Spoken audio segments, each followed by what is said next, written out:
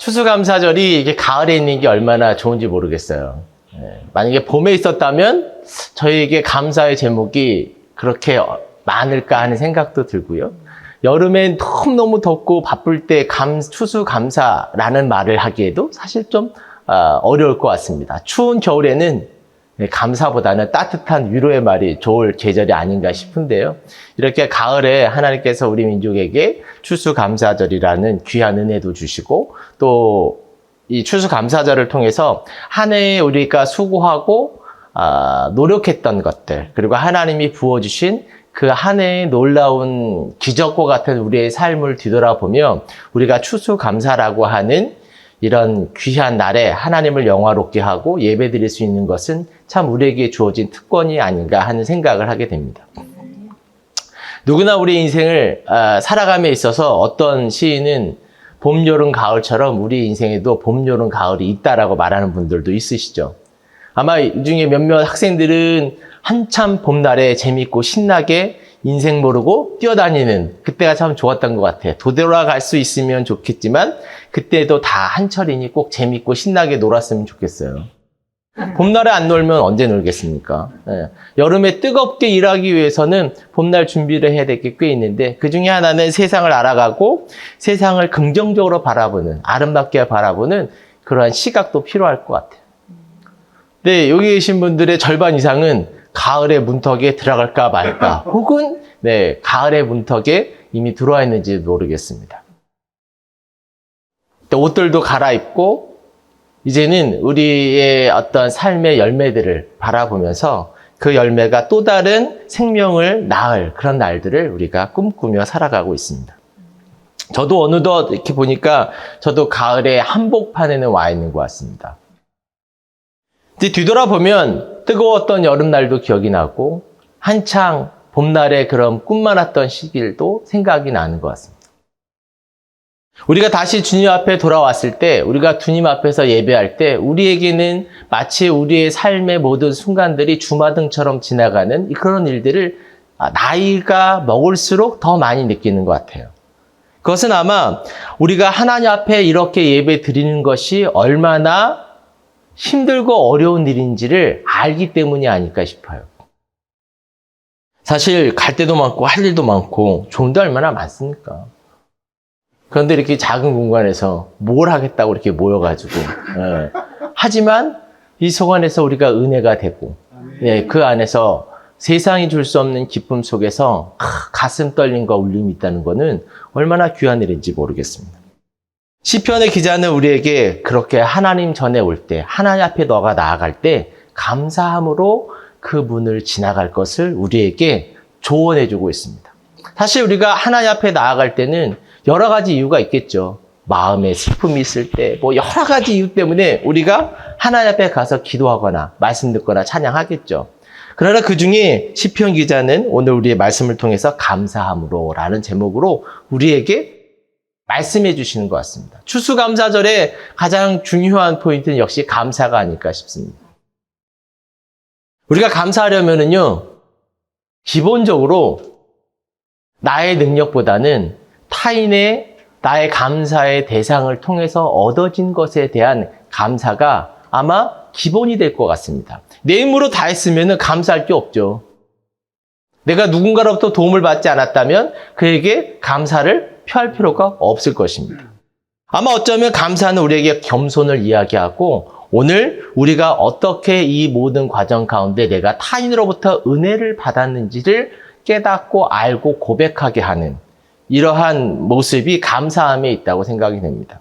여러분, 고백이 얼마나 중요합니까? 사랑도 고백을 받아야 어떻게 내가 반지라도 하나 껴주고 같이 살아도 주고 그러는 것이죠. 그렇죠? 고백이 없는데 우리가 어떻게 결혼이라는 걸 할 수 있겠어요? 그것처럼 오늘 우리가 하나님 앞에서 우리가 감사함으로 그 궁전에 가려면 우리의 신앙에는 고백이 필요합니다. 근데 그 고백을 우리는 거짓말로 할 수도 있어요. 그리고 그 고백을 화려함 속에서 그 고백을 치장하려고 할 수도 있습니다. 그런데 어쩌면 감사는요, 어떤 치장보다도 그 담백함이 그 감사를 받는 이의 마음을 울릴 수 있거든요. 근데 감사를 표하는 사람도 그 감사의 대상도 다 같이 기쁘고 행복하고 서로를 축복해주는 그런 놀라운 힘이 있는 것 같습니다. 여러분, 우리는 감사를 표하기 위해서 때로는 고민할 때도 있어요. 그러나 감사는 고민할 필요가 없는 것 같아요. 우리가 진정 누군가에게 감사의 마음을 갖고 있다면, 감사를 표해야만 한다면 그것은 진실한 마음 속에서, 오늘 내가 받은 은혜 속에서 오늘 그 감사를 표하는 것이야말로 최고가 아닐까 싶습니다. 사실 올해 얼마나 다사다난했습니까?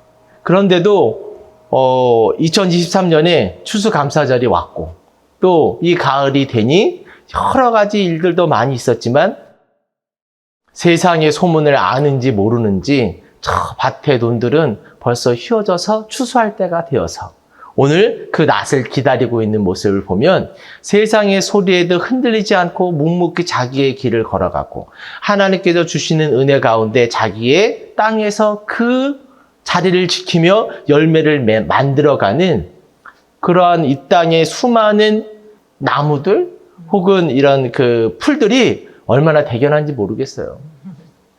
우리는 여러 가지 이유 속에서 내 자리에서 내가 해야 될 일을 못할 때가 얼마나 많이 있습니까?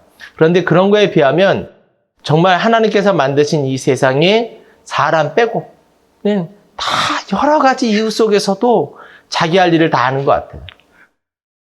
근데 감사가 부족한 사람들 보면 자포자기를 잘 하시는 것 같아요.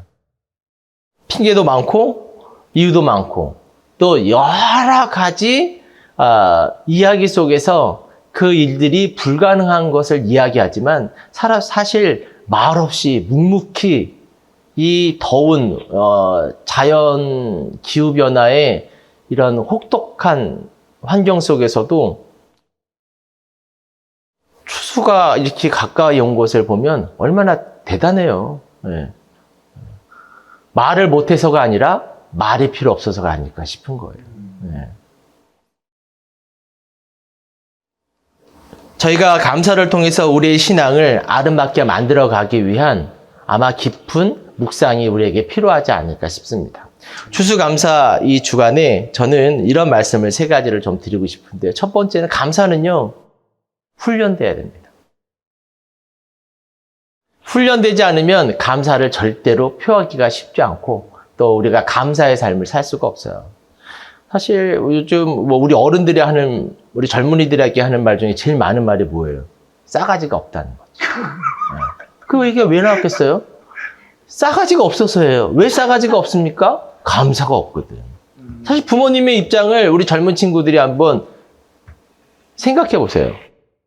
밥 해줘, 먹여줘, 입혀줘, 잔소리 다 들어줘, 최선을 다하는데 고마워하진 않아요. 물론 고마워해달라고 하는 건 아니지만 우리가 생각해 보면 고마워야죠. 그렇죠? 예. 근데 우리 자녀들 마음속에 우리 부모님이 나를 위해서 이렇게 태어나면서부터 지금까지 먹여주고 입혀주고 바람 불면 날아갈까, 잡으면 깨질까. 그렇게 나를 길러주신 것에 대해서 감사할 수 있습니까? 사실 그런 감사의 마음이 나오기 쉽지가 않아요. 왜냐하면 이건 그냥 너무나 당연하고 평범한 것이라고 생각하죠. 그러나 철이 들고 보면 이제 알게 되는 거죠. 그게 절대로 평범한 일이 아닌 것이죠. 특히 이런 표현이 좋지 않지만 무능한 부모의 어떤 모습 속에서 자녀를 바라보는 그 부모의 마음은 늘 죄인 같거든요. 많이 입히지 못하지, 잘 먹이지 못한 것 같지, 남들보다 잘해주지 못한 거에 대해서 늘 그 죄인같이 그 자녀를 바라보는 그 부모의 마음을 언젠가 그 자녀들이 알았을 때 철들었다고 하는 것 같아요. 철들었다고. 그 자녀들이 철들기 전까지 잘 모르는데 대신 부모들이 할 수 있는 일 중에 하나는 그 감사를 가리키는 것이죠. 세상에 거저 주어지는 것은 없거든요. 그리고 그게 꼭 부모하고의 관계만은 아닙니다. 사실 우리가 인생을 살아가다 보면 얼마나 많은 사람들로부터 영향을 받고 우리가 오늘을 살아가고 있습니다. 이 옷 한 벌도 누가 만들어줬기 때문에 저희가 입는 것이죠. 우리가 먹는 것부터 모든 것이 우리가 살아가는 이 사회와 그리고 이 땅이 존재하기 때문에 모든 것이 가능한 것이죠. 생각해보면 우리가 감사해야 될 감사의 제목은 굉장히 많고 그 감사에 대해서 내가 인식하고 있을 때 내 입에서 너무 감사하다라고 하는 게 나오는 것이죠. 감사는 훈련 속에서, 교육 속에서 이루어질 수 있습니다. 그래서 우리는 추수감사의 이런 놀라운 은혜를 더욱더 우리의 삶 가운데 넘치도록 받으려면 우리가 훈련되고 우리가 그 훈련 속에서 감사의 사람으로 거듭나야 된다고 생각이 됩니다. 감사의 사람이 아니면 그 궁전에 들어가지 못할 것 같아요. 내가 감사함이 없는데 거기 왜 가겠어요? 내가 바쁜 중에도 왜 시간을 내겠습니까? 내가 다른 것도 할 게 많은데 굳이 왜요? 우리가 아마 주의 전에 나오는 이유 중에 하나는 감사함이기 때문일 거예요. 힘들죠. 어렵죠. 나오기 싫지요. 여러 가지 많은 이유들과 많은 것들이 내 발을 무겁게 하지만 우리가 그 전을 향해서 주일 아침이면 준비하고 그날을 기억하면서 그곳을 향해 내가 뚜벅뚜벅 걸어가는 것은 그 모든 것 가운데서도 나를 눈동자와 같이 지키시고 나의 인생에 부족한 것을 아시는 그분께서 목마르지 않도록 배고프지 않도록 채워주시고 공급하시고 우리 부모님이 나 어렸을 때 나를 지키기 위해서 뜬 눈으로 밤을 지셨던 것처럼 이 험한 세상에서 우리를 지키시기 위해서 주무시지도 아니시고 졸지도 아니하시는 그 하나님께서 저와 여러분의 가정을 지키시고 우리의 인생을 지켜주시는 그 손길을 내가 알기에, 내가 경험했기에, 내가 그것을 간증할 수 있기에 우리가 그 감사를 어떻게 표현하겠어요? 주일날 주의 전으로 달려와서 그 앞에서 무릎 꿇고 나에게 주시는 말씀에 내가 영의 양식을 먹으며 우리가 바라는 게 특별히 있나요? 특별히 바라는 건 없어요. 그러나 그렇게 주님의 전에 감사함으로 달려온 저에게 늘 넉넉하게 채워주시고 넉넉하게 부어주시고 다시 세상 가운데 나아가서 싸워 이길 수 있도록 우리를 하나님께서 단단하게 만들어주시는 그 은혜를 우리가 예배 가운데 얼마나 많이 경험하게 됩니까? 우리가 훈련이 없다면 아마 그런 일들이 모두 평범한 일로 생각하게 될 거예요. 그리고 세상 사람들처럼 우리는 감사보다는 세상에 대한 끝없는 불평과 불만을 가지고 그렇게 살아가고 있을지도 모르겠습니다. 우리는 세상 가운데 안주하라고 하나님께서 저희를 선택하지 않으셨다는 것을 다 알고 있는 분만 여기 계신 것 같습니다. 아마 이렇게 어려운 세상 가운데 우리를 부르시고 우리를 이 땅 가운데 살게 하신 이유는 우리가 능히 이 시대를 이기고 이 시대의 어려움들을 이겨내고 이 땅의 사람들에게 빛과 진정, 소금의 역할이 무엇인지를 우리의 삶을 통해서 보여줄 수 있는 사람들로 저와 여러분이 선택받았다고 생각됩니다. 우리가 이길 것을 하나님께서 확실히 아시는 것이죠. 우리가 어떤 상황 속에서도 넘어지지 않을 것을 확실히 아시는 거예요. 우리가 결코 믿음을 버리지 않고 우리가 절대로 어떤 상황 속에서도 하나님을 모른다 부인하지 않는 우리의 삶 가운데 우리의 걸음걸이마다 하나님의 놀라운 기적을 이 땅 가운데 남겨놓을 수 있는 사람이라고 하나님은 우리를 믿으신 것 같아요. 그렇지 않았다면 우리를 왜 이 험한 세상에 놔두셨겠어요? 그래서 주님이 늘 말씀하시잖아요. 고아와 가부처럼 우리를 버려두지 아니하시겠다. 우리의 삶이 때로는 고아 같잖아요. 과부 같잖아요. 도움이 없이는 살아갈 수 없는 것 같고 외롭고 힘들고 채워지지 않는 사실 우리 부모님들 생각해보면 겨울 되면은 떨어질 것을 걱정해서 얼마나 김장김치 많이 했습니까? 김치 먹기 싫어요. 그 추울 때 그 김장하는데 그 배추가 산처럼 쌓이는 거 보면 이걸 언제 끝나나 어렸을 때 너무 싫었어요. 또 그 연탄 겨울 되면 연탄 엄청 싸놔야 되잖아요. 그거 몇 푼 아끼려면 직접 니 아까 어디서 빌려가지고 가가지고 그걸 끌려다가 다 쌓아야 되잖아요. 비어 있으면 안 되니까 채우려고 하는데 우리 인생은 채워도 왜 이렇게 채워지지 않는 거예요. 베드로의 빈 배처럼 우리가 밤을 맞도록 수고하여도 채워지지 않는 것이죠. 사람들은 이렇게 채워지지 않는 인생에서 불평하기도 하고 스스로 세상을 원망하기도 하고 이 생은 망했으니 다음 생이라도 어떻게 한번 해보겠다는 말도 안 되는 헛소리를 막 해가며 사람들이 이렇게 살아가죠. 근데 우리는 그런 생각이 안 하죠. 하나님이 넉넉히 채워주시고 차고 넘치도록 부어주시는 그 하나님의 은혜를 우리는 알고 있습니다. 저는 두 번째로는 우리가 이렇게 훈련도 중요하지만은요, 중요한 거는요 겸손입니다. 겸손은요 굉장히 교만의 반대잖아요. 교만은 모든 일에 패망에 성공에 있는 것처럼 이렇게 정말 위험한 것이 교만인데 우리는 교만이라고 하는 것들을 버리기가 참 쉽지 않습니다. 우리에게 저는 성공이라는 단어를 별로 좋아하지 않습니다. 사실 아프리카에 언제 기회 되시면 꼭 아프리카에 놀러 오세요. 이 아프리카 사람들이 하는 말이 있어요. 사자가 가재를 잡아먹으려고 이렇게 다 있죠. 팀을 짜가지고. 여기 땅 하면 이 사자가 진짜 사람같이 두뇌가 있을 거예요. 왜냐하면 협동을 해가지고 몰아넣어서 잡는 거 보면 전략적인 어떤 선택이 없이는 그렇게 하기가 어려워요. 너 어디 숨어 있어? 지형을 보고 숨을 곳을 서로 얘기하고 그리고 흩어져서 그 지형에 가서 숨어 있습니다. 그리고 딱 쫓으면 그 방향대로 그러니까 이게 쫓으면 일로 뛸지 절로 뛸지 어떻게 알아요? 근데 사자가 얘가 일로 뛸 수 있도록 그렇게 모으는 거예요. 그런 전략가라는 거죠. 대단하죠. 이 사자가 굉장한 전략가로 그렇게 사냥을 합니다. 그러면 100번을 해서 몇 번을 잡아먹을까요? 100번을 다 성공할까요? 인간은 성공과 실패를 이야기하지만 사자는 그렇게 생각하지 않는 것 같아요. 막 뛰어 잡아먹었어요. 같이 먹어요. 다음에 막 뛰어서 놓쳤어요?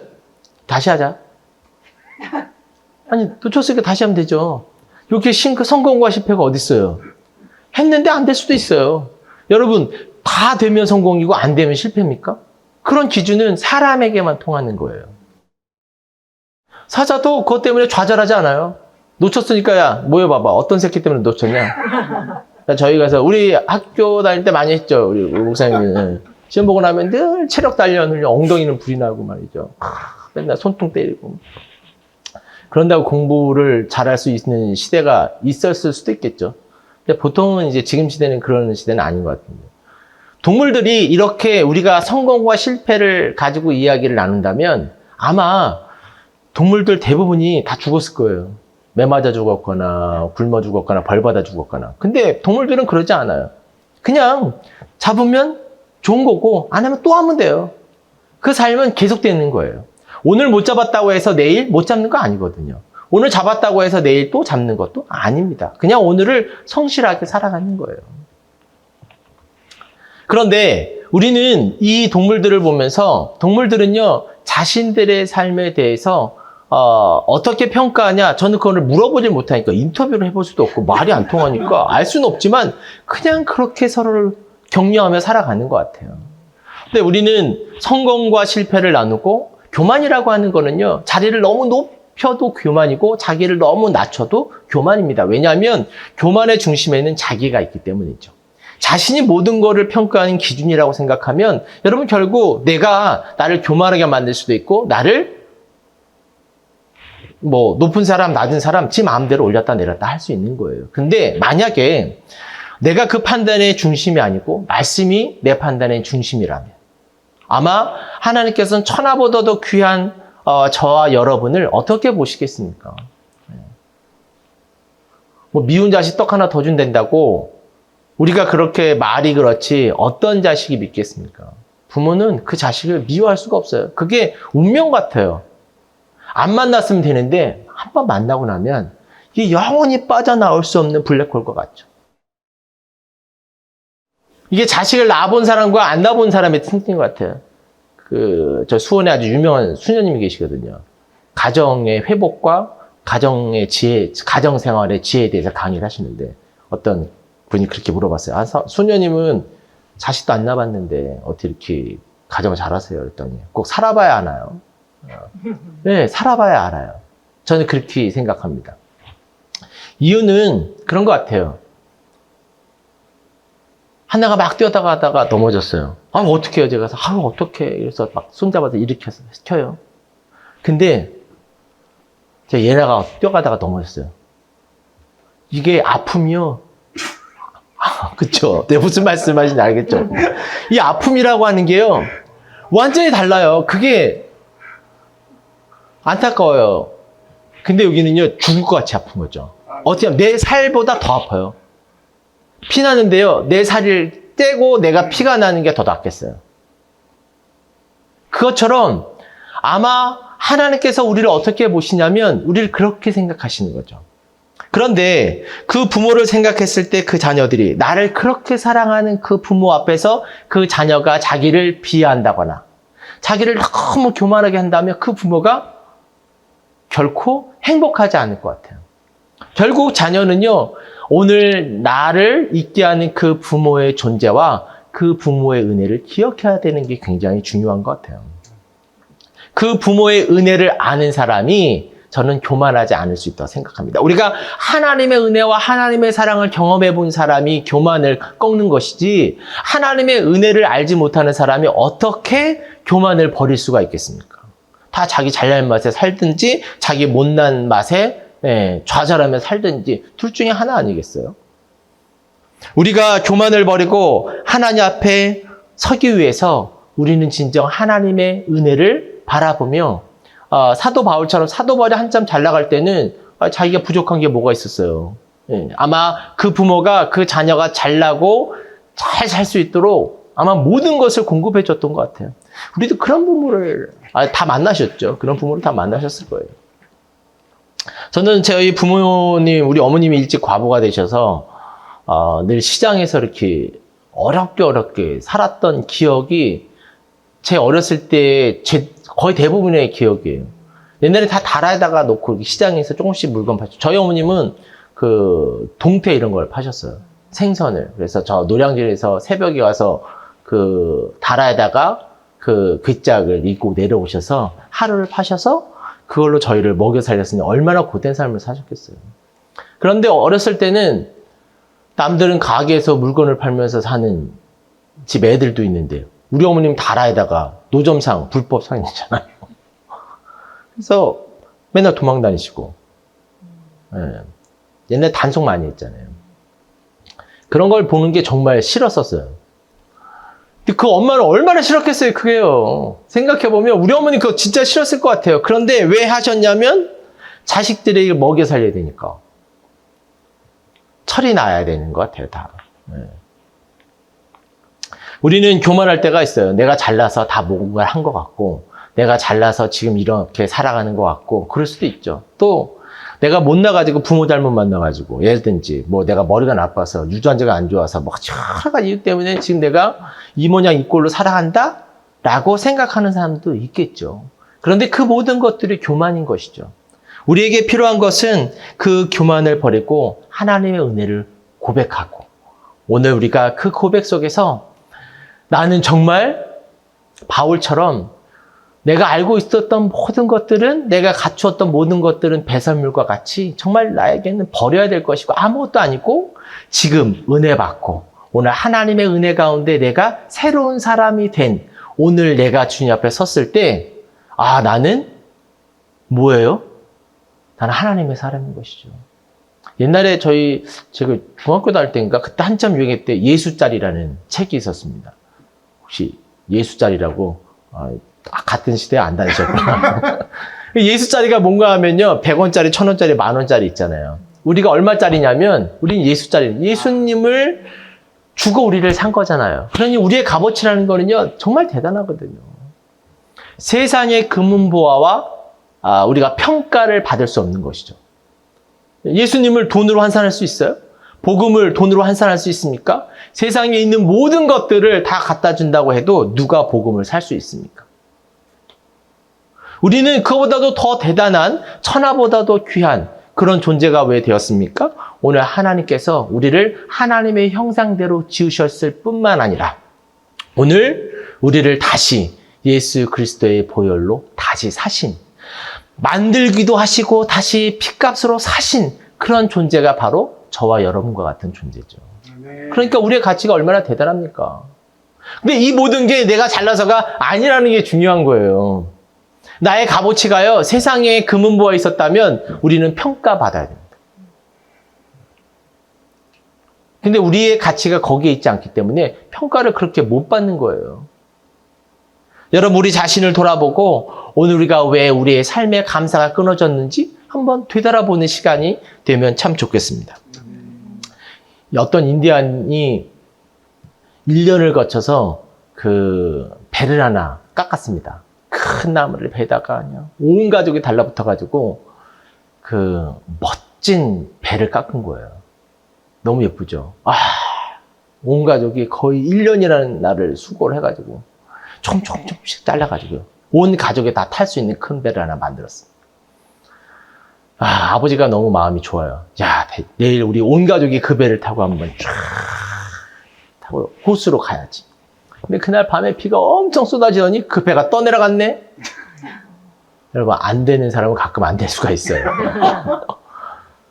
그 아버지가 어떻게 하겠어요? 야, 재수 못하다 다시 하자. 뭐 그럴 수도 있어요. 근데 그 아버지가 야, 나 이렇게 못 보내겠어.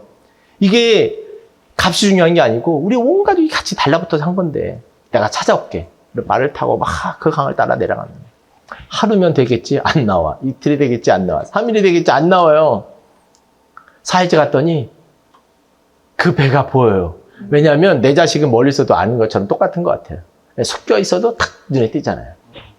갔더니 못 보던 놈이 내 배를 타고 있네. 어떻게 하시겠어요? 당장 쫓아가야죠. 쫓아가서 야, 너 이거 내가 이거 만든 배인데 그 사람이 그럼 뭐라고 했어? 그랬었어요. 그리고 주면 좋은 사람, 안 주면 변호사 불리거나 주먹은 가깝고 법은 머니까 한바탕 하거나 해야 되잖아요. 이 사람이 안 주는 거예요. 여러분, 세상은 만만하지가 않습니다. 좋은 사람 특히 드뭅니다. 나쁜 놈이 99는 되는 것 같아요. 안 주죠. 그래서 막 싸우는데 도저히 안 되겠어요. 안 주니까. 거기다 써놓을 걸. 내 거 이름이라도 좀 써놓고 뭐라도 탁 해놨으면 좋았을 텐데 그냥 배니까. 결국 어떻게 했냐면요. 자기가 가지고 간 걸 다 주고 말도 주고 이것도 주고 다 주고 다시 그 배를 사갖고 이 아저씨가 옵니다. 근데 이 아저씨가 오면서 콧노래를 부르면서 오는 거예요. 왜요? 내가 이 배를 다시 찾았잖아요. 이 배는 특별하잖아요. 근데 이 배는 이제는 더 소중하게 됐어요. 내가 만들었으니까 내 배고 다시 샀으니까 또 내 배인 거예요. 여러분, 우리의 삶에 어쩌면 주님은 그렇게 나의 인생을 바라보시는 것 같아요. 만드셨고 다시 사셨고 이제는 내 거고 또 내 거죠. 그런 하나님의 은혜를 바라봤을 때 여러분, 우리의 교만은 어디 있습니까? 우리가 우리를 그렇게 쉽게 평가할 수 있을까요? 우리가 무엇을 가지고 우리를 평가하겠습니까? 나보다 나를 더 사랑하시고 나보다 나를 더 아시는 그 하나님의 큰 은혜 아래서 우리는 감사 이외에는 할 게 없는 것이죠. 마지막으로 세 번째는요. 여러분, 감사는요. 아까도 그런 말씀드렸죠. 감사는 표하는 것이에요. 감사는요. 고백하는 것입니다. 고백과 이거는 모든 게 다 입에서 나오는 거 아니에요. 입에서. 말과 행동으로 우리는 그것을 표현해야만 합니다. 우리는 표현하는데 좀 약한 민족이에요. 우리나라는 표현하는 게 좀 약해요. 미국 사람들은 아무데나 좋아하면 막 그냥 입 맞추고 그러죠. 참, 애새끼들 어디서 가정교육을 잘못 받았는지. 그러고 다녔어요, 제가. 이런 싸가지 없는 것들 말이지. 가정교육이 쌍놈들이네. 막. 그리고 한참 다녔었어요, 이렇게 젊었을 때. 왜냐면 제가 받은 교육은 밥 먹을 때도 조용히 먹어야죠. 아니면 그 숟가락으로 맞박 맞으면 엄청 아픕니다. 제가 옛날에 맞아본 적이 있어요. 밥 먹을 때 얘기했는데, 밥 먹을 땐 조용히 해야 된다. 아이고, 아파라. 그 후로 말없이 먹고 있습니다. 그랬던 때가 있었던 것 같아요. 그리고 사람이 이렇게 촉찰 맞게 뭐 얘기하고 그러면 안 되죠. 은근해야지. 뭘 은근해요. 세상이 이렇게 천천히 안 가요. 얼마나 빨라요. 지금 내가 고백 안 하면 다시는 기억 안 올 수도 있죠. 근데 우리가 이렇게 고백에 약하다 보니까 그렇다고 우리나라 사람들이 말을 못하는 민족이냐? 그렇지는 않거든요. 제가 몽골 선교사님하고 요즘 이제 좀 교제를 하고 있었는데, 몽골 사람들은요, 색을 구분하는 특별한 능력을 갖고 있어서 단어의 숫자가요, 한국 사람이 갖고 있는 색을 나타내는 단어의 한 1000배 정도 됩니다. 그러니까 우리는 이 천장의 색깔을 보면 누리끼리 하죠. 나무색. 네. 뭐 이 정도 생각하는데, 그 사람들은요, 이거를 수천 가지로 만들 수 있는 거예요. 그 단어가 있는 거예요, 단어가. 그러니 그 눈이 얼마나 좋은 거예요. 몽골에 가면 왜 눈이 좋은지 알 수 있죠. 뭐 막힌 게 없잖아요. 그냥 쭉. 몽골 갔을 때는 옛날에 저희는 꼭 우산 가지고 와야 된다. 화장실이 없는데 눈도 좋아, 애들이. 그러니까 내가 저기서 뭘 하고 있어, 볼 일을 봐요. 화장실이 없는데 가다가 보면 볼 일 봐야 되잖아요. 근데 얘는 눈이 너무 좋아. 그러니 어떻게 불안하죠. 다 이거 우산을 깔고 뭔가 해야 돼요. 그렇게 눈이 좋아서 그런지 색깔을 아주 정확하게 보는. 근데 우리는 색깔을 정확하게 보는 그런 눈은 없는 거예요. 대신 한국이 전 세계에 있는 언어를 다 모아도 한국의 언어를 못 당하는 게 있습니다. 그게 뭘까요? 욕입니다. 전 세계에 있는 욕을 다 모아도요, 한국의 욕의 10분의 1도 안 됩니다. 미국 욕은 진짜 심플해요. 뭐 개새끼, 새새끼 뭐 몇 가지 하고 나면 끝이에요. 한국은요, 일단 시동을 걸면 몇 날 며칠을 해도 그 끝을 알 수가 없어요. 그리고 한국 사람의 욕에, 여기 젊은 애들이 요즘 욕을 잘하더라고요. 말만은 욕이야. 우리나라 민족 욕을 잘하는 민족인 줄 알겠는데 더 욕을 많이 하는 것 같아요. 그럼 욕을 많이 한다는 거는요, 뭐가 있냐면은 말의 기술과요, 표현의 능력이 무궁무진하다는 거예요. 근데 언젠가부터 저희는 이렇게 말을 잘하는 민족이었음에도 불구하고 표현을 잘 못하는 거죠. 그러니까 우리가 어떤 일에 감사를 표하는 거, 이런 것들이 때로는 너무 물질적으로 흐를 때가 있어요. 뭐 하나 쓱 내밀고 된 것처럼 쓱 내밀지 말고 거기에 우리의 마음과 우리의 고백이 함께 있었으면 얼마나 좋겠냐는 것이죠. 우리는 추수감사의 이런 놀라운 은혜의 시간에 우리는 무엇을 고백해야 될까요? 아마 1년을 뒤돌아보며 또 우리에게 있었던 좋았던 일, 안 좋았던 일도 다 우리의 고백 속에 있어야 될 것 같아요. 그 고백 속에서 하나님께서 우리를 눈동자와 같이 지켜주신 것, 또 우리가 우리의 삶에, 여러분 우리는 모두 다 삶의 존재의 목적을 갖고 있지 않습니까? 설마 아무런 무의미한 삶을 살아가려고 있는 건 아닌 것 같아요. 저는 한 6년 전까지만 하더라도 늘 기도할 때, 하나님 저는 50이 되면 반드시 교회로 돌아가서 목회를 하고 있겠습니다라는 늘 서원을 했어요. 그래서 49살에 제가 그때 이제 큰 우리 그 목회자들하고 뭐 이런 프로젝트에서 제가 큰 어려움을 겪게 됐죠. 제 잘못은 아니었어요. 그래서 어쨌든 그 일 때문에 그 일을 해결하냐고 올해까지 저는 50에 돌아가고 싶었는데 지금 제 나이가 55세거든요. 그때는 내가 정말 다시 교회로 돌아갈 수 있겠구나 하는 생각을 가지고 있습니다. 안 될 것 같죠. 힘들 것 같고 여러 가지 부분에서 우리의 삶에서 내가 꿈꾸는 일들이 혹은 내게 주신 하나님의 어떤 계획하심이 이루어지지 않는 것처럼 보일 때도 있지만 저는 그렇지 않다고 생각합니다. 제가 철없을 때 기척을 해가지고 대학교 다니면서 그땐 그래야 되는 줄 알고 집에다 밥상 펴놓고 이렇게 개척도 하고 그랬었거든요. 근데 성격 보시겠지만 썩 그렇게 좋은 성격이 아니다 보니 서툴리면 그만두길 잘하는 성격이에요. 길이 아니면 안 가고 막 그랬던 사람 같아요. 똑바로 살지도 않으면서도 괜히 그러는 거예요. 그래서 미국으로 도망갔다가 뭐 어디 해서 많은 나라를 떠돌게 됐죠. 많은 나라를 떠돌면서 정말 많은 걸 보고 이제는 철들어서 옛날에 제가 이런 일을 겪지 않았다면 저는 어쩌면은 그냥 수많은 목회자들처럼 내가 알지 못하고 내가 경험해 보지 못하고 어쩌면 우리 성도들의 삶의 그 삶의 현장을 이해하지 못하고 살아갔을 것 같아요.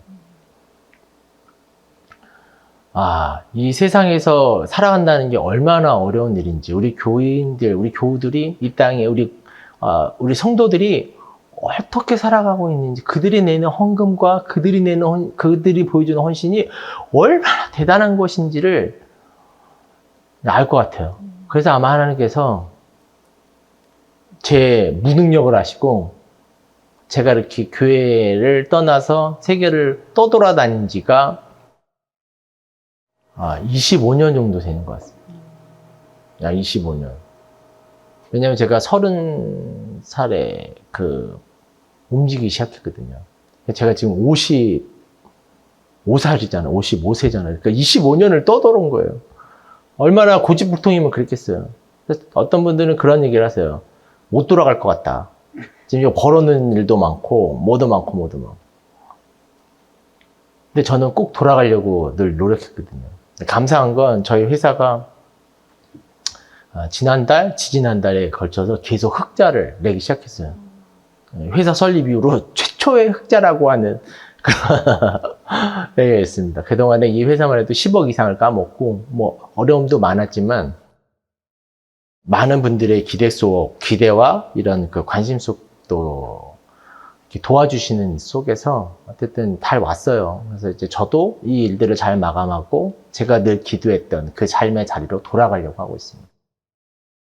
우리는 우리의 때가 언제인지 잘 모릅니다.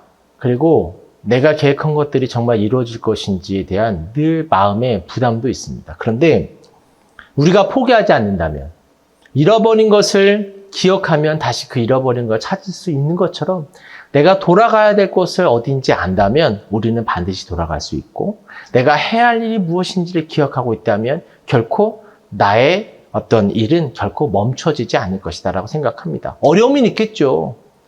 힘든 것도 있겠습니다만 아까도 말씀드렸잖아요. 하나님께서는 우리가 그 어려움과 힘든 거를 능히 이기고 다시 그 자리에서 주님이 우리에게 원하시는 그 일을 할 수 있을 것이다 라고 믿는다는 것이죠. 저희가 그 믿음에 기쁨과 행복을 드리는 사람이 되었으면 좋겠고요. 우리가 그런 자리로 늘 갈 수 있도록 해주시는 그 하나님 앞에 우리가 감사함으로 오늘 우리의 자리들을 지켜갈 수 있었으면 참 좋겠습니다. 기도하겠습니다.